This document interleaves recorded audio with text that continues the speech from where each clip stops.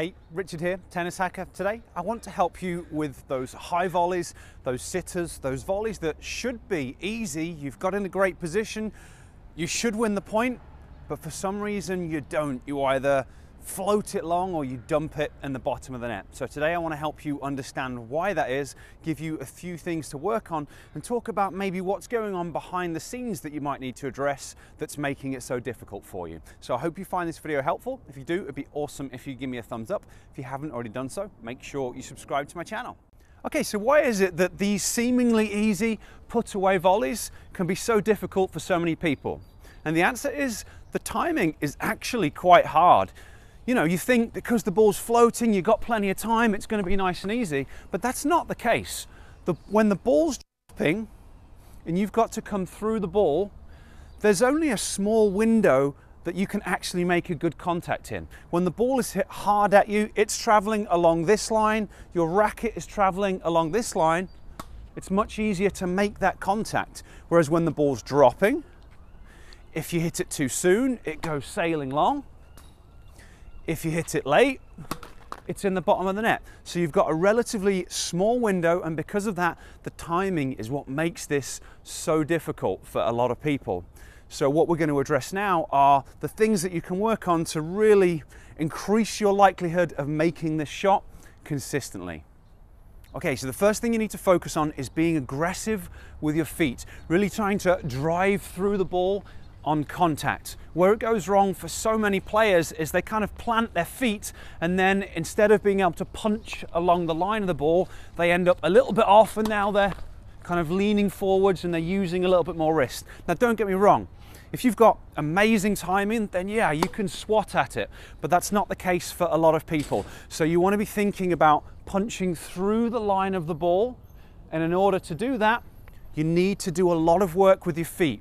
So you're obviously doing your split step as your opponent makes contact. Depending on a few things, you might be further back, you might be closer in, but then you recognize it's going up. You've got to be aggressive with the feet and then trying to punch through on contact as you go through with your body. Ideally, you can judge it well and you can just be in through there, but sometimes you might have to make an additional shuffle step just if you get the judgment wrong, because sometimes it's a little bit further away than you thought. So instead of pushing through in one movement, you might have to just make a little adjustment step. But the key is going to be driving through so that you can punch through the line of the ball rather than leaning and swatting down. So that's the first thing. Be aggressive with your feet. Try and be moving through the ball as you make contact with it. Okay, so the next thing that's going to be really important, and I think this is where it goes wrong for most people, is taking your eye off the ball, not keeping your head still through contact. It is obviously essential on all of your shots, but it's even more important when the ball's dropping. Like I said about those lower, harder volleys, the ball's coming towards you, you're punching through the line of that volley. So if you lift your head, you don't quite look at it perfectly, it's easy because there's a lot of margin for error because the ball's coming this way, you're going that way. But for these balls where it's dropping, you're a little bit further away, you're moving onto the ball, it's coming down, you're going forwards. The timing is harder. So it's even more important that you keep your head still through contact. Try and get your eyes locked on the point where the ball meets the strings.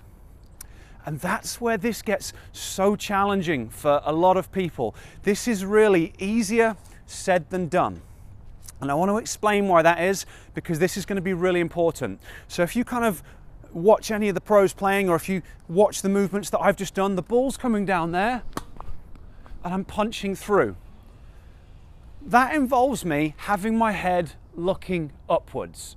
So the ball's high, head's upwards for me to be able to make contact. It seems like a simple thing to do, but it isn't for a lot of people. We've got a balance system that lives in our inner ear that detects movement of our body and it detects movement of our head. The balance system is connected to your visual system, so as you lift your head up, there's a reflex and there's stuff going on behind the scenes that allows you to keep your eyes locked on the ball. This is stuff that people take for granted, they don't know is going on because it works behind the scenes. But for a lot of people, and this is what I used to struggle with when I was younger, the balance system doesn't work very well, so it can be really difficult to be able to focus on the ball and move forwards. Like, that can be very challenging for your balance. Having your head upwards and moving forwards can be tricky for a lot of people. So you've definitely got to focus on it. You've got to be very consciously aware of, okay, high volley, I'm going to be driving through my feet and I'm going to try and keep my head still through contact. But often you might need to do just a little bit of work on your balance system, or quite a bit of work on your balance system to train it so that you're more comfortable and your body feels more able to do it on court. So what I want to do now is show you a couple of funny looking drills that you can work on. And it's also going to give you a little bit of an assessment that you can try to figure out what might be going on. Okay, so we're going to do a little bit of an assessment / training drill to help you figure out if this is a problem and so that you can start to work on it. The way this is going to work, we're going to be trying to move our heads up and right, keeping our eyes focused on our thumbnail as we move our head. But we're going to be challenging the balance system as well to see if you can remain balanced when this happens. The reason we're going up and right is because when you're hitting that high forehand volley, that's the position that you need to get your head in. Now, obviously, you are going to need other positions for other shots, but in this video, we're just going to focus on the one. The assessment, going to stand on one leg, arm straight, hold my arm out in front, looking at my thumbnail, I'm going to move my head up and right, and then back to the middle, keeping my eyes focused on the target. So looking at thumb, head up and right, arm up and right, and back to the middle. And you can see there, my balance system was having to compensate. But I want you to test that. Do about 4 or 5 reps. Can you keep your eyes on that target? Your nose and your thumb is going to be lined up in the top position, and you're going to go like that. So can you hold that position for a couple of seconds and bring it back? Then you do the same thing on the left leg.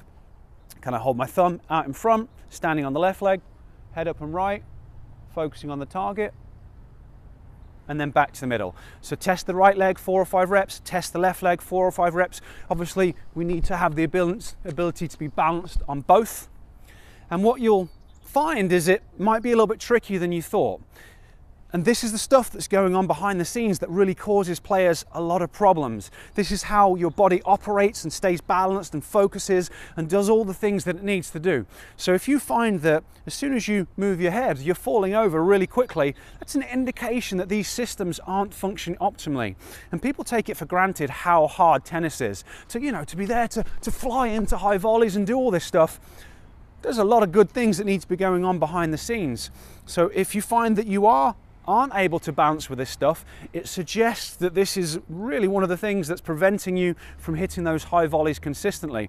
So yes, you've got to get out there, you've got to be aggressive with your feet. Yes, you've got to focus on keeping your head still, keeping your eyes still through contact, but your body has to be capable of doing it. So the drill that we've just done, you can start to use that as a training exercise, but I've also created a free Tennis Vision style program to get you a little bit more help with it. It's going to show you a couple of different ways to train your balance system and some other vision training exercises. The link is down in the description to allow you to check that out.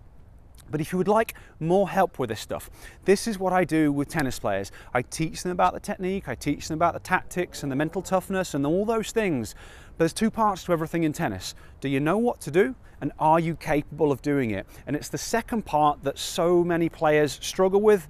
You have to get your body working first, and then you'll be able to do things that you probably already know how to do on court. So if you'd like additional help, I would love to chat to see if there is a way that I can help you. There's another link down in the description that's going to allow you to do that. Okay, thanks for watching. I hope you found this useful. If you've got any questions or comments, leave them down below.